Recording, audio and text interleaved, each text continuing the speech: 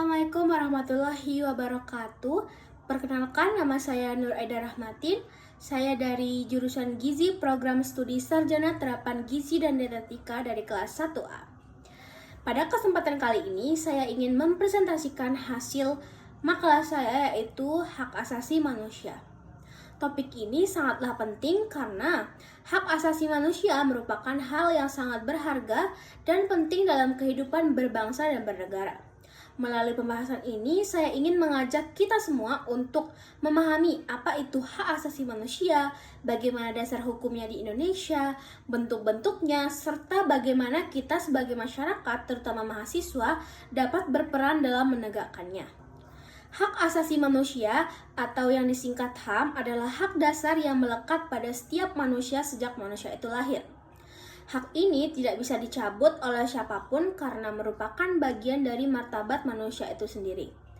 Di Indonesia, perhatian terhadap hak asasi manusia semakin besar, terutama setelah masa reformasi tahun 1998, pemerintah kemudian mengeluarkan Undang-Undang Nomor 39 Tahun 1999 tentang hak asasi manusia dan membentuk Komisi Nasional Hak Asasi Manusia sebagai lembaga yang berfungsi mengawasi serta menegakkan nilai-nilai kemanusiaan. Namun dalam praktiknya, pelanggaran hak asasi manusia masih sering sekali terjadi, seperti kekerasan, diskriminasi, dan pembatasan kebebasan berpendapat. Selain itu, sebagai masyarakat masih kurang memahami betapa pentingnya menghargai hak orang lain.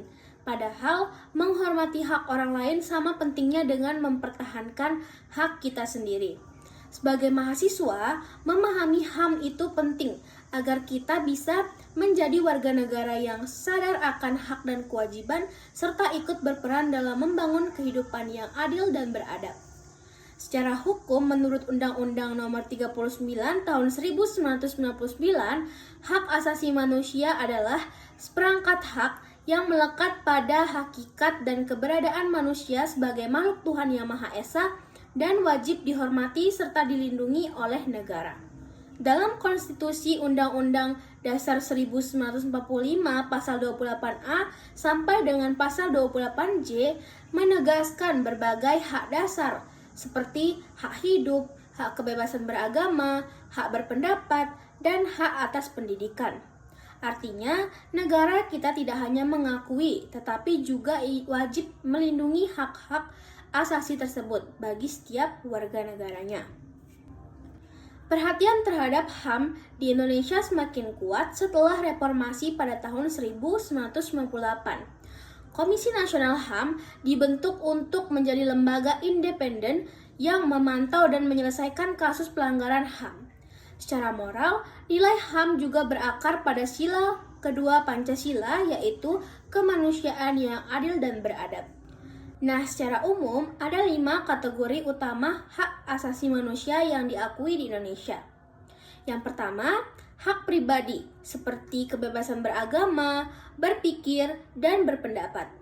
Yang kedua, hak ekonomi dan sosial, seperti hak untuk bekerja, mendapatkan pendidikan, dan jaminan sosial. Yang ketiga, hak politik, yaitu hak untuk memilih, hak untuk dipilih, dan hak berpartisipasi dalam pemerintahan. Dan yang keempat, ada hak hukum dan perlindungan diri, yaitu hak untuk mendapatkan keadilan dan rasa aman. Dan yang kelima, hak budaya dan lingkungan hidup, yaitu hak untuk menikmati kehidupan budaya dan lingkungan yang bersih serta sehat.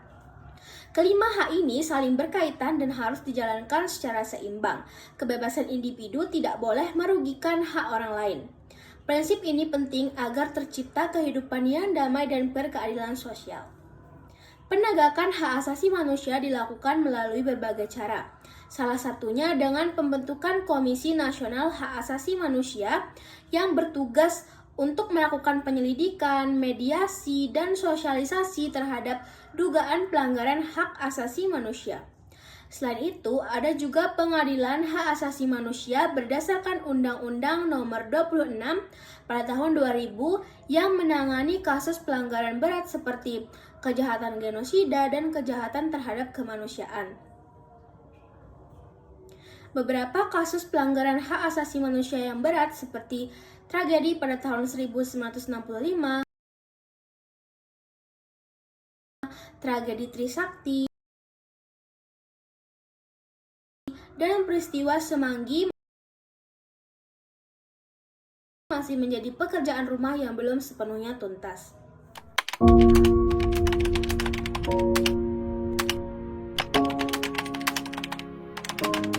Saya sebagai Kepala Negara Republik Indonesia mengakui bahwa pelanggaran hak asasi manusia yang berat memang terjadi di berbagai peristiwa.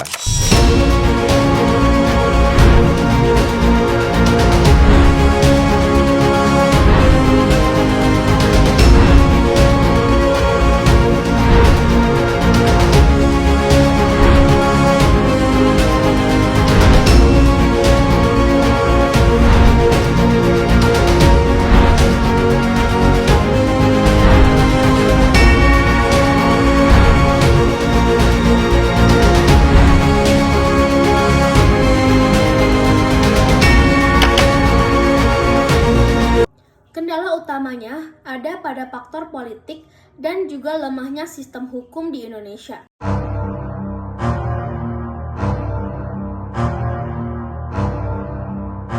Hari ini, 10 Desember 2024 adalah peringatan ke-76 Hari HAM sedunia.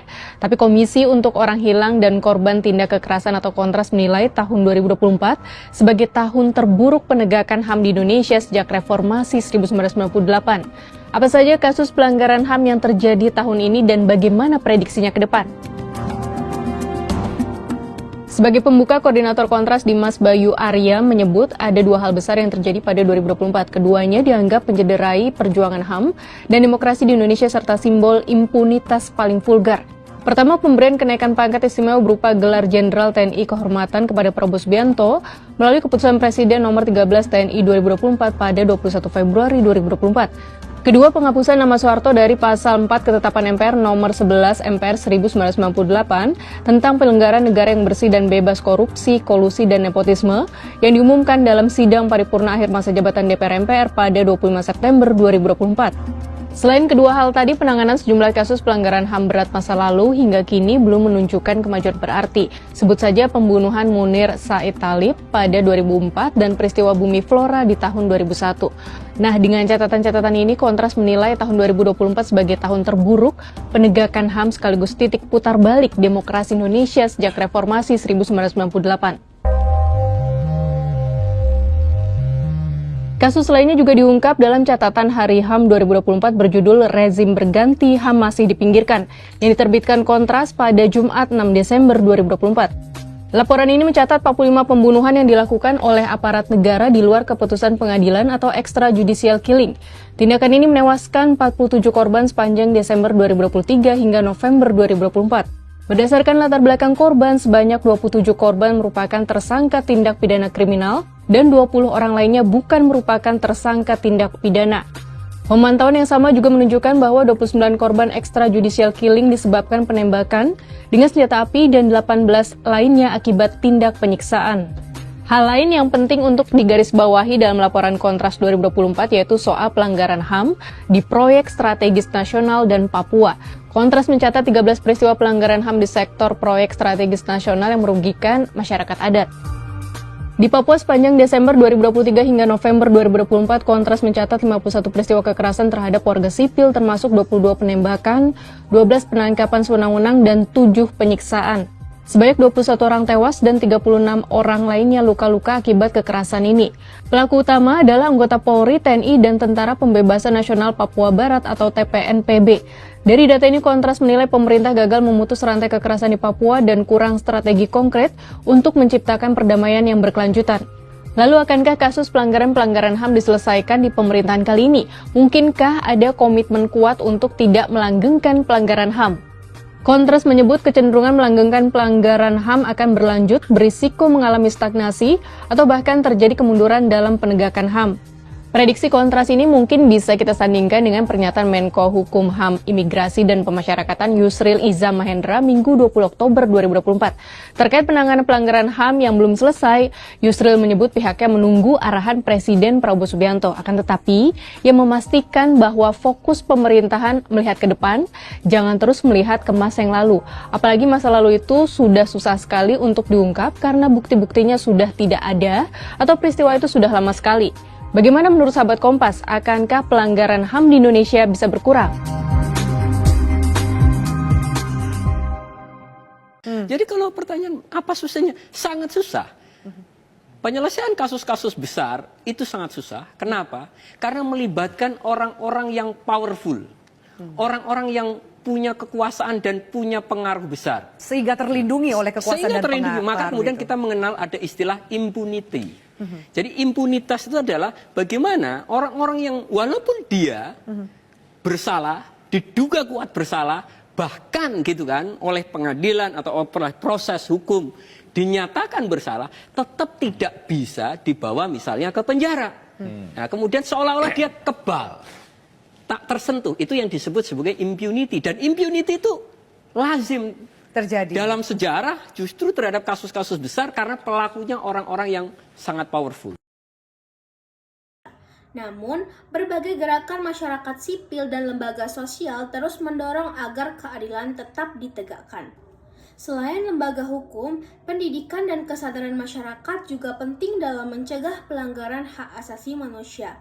Karena tanpa kesadaran, aturan hukum saja tidaklah cukup. Penegakan hak asasi manusia tidak bisa hanya diserahkan kepada pemerintah. Masyarakat juga punya peran besar dalam menciptakan lingkungan yang menghargai martabat manusia.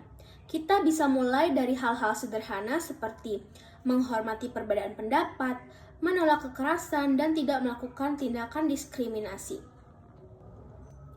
Sebagai mahasiswa, kita juga punya tanggung jawab moral untuk ikut berperan aktif. Kita bisa menumbuhkan kesadaran hak asasi manusia lewat diskusi, penelitian, ataupun kegiatan-kegiatan sosial.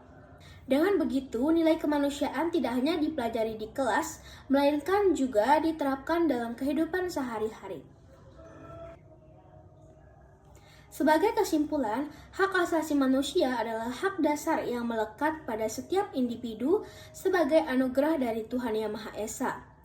Hak asasi manusia mencangkup berbagai bidang kehidupan, mulai dari hak pribadi, hak sosial, hak politik, hingga hak terhadap lingkungan. Upaya penegakannya sudah dilakukan melalui berbagai lembaga dan undang-undang, tetapi masih ada saja tantangan besar yang perlu kita selesaikan.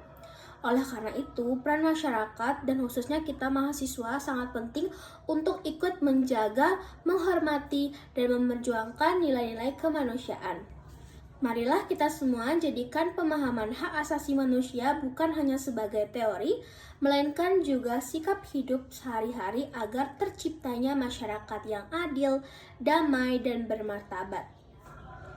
Terima kasih atas perhatian dari Bapak dosen dan teman-teman sekalian. Hanya ini yang bisa saya sampaikan. Jika ada yang kurang mohon dimaafkan. Wassalamualaikum warahmatullahi wabarakatuh.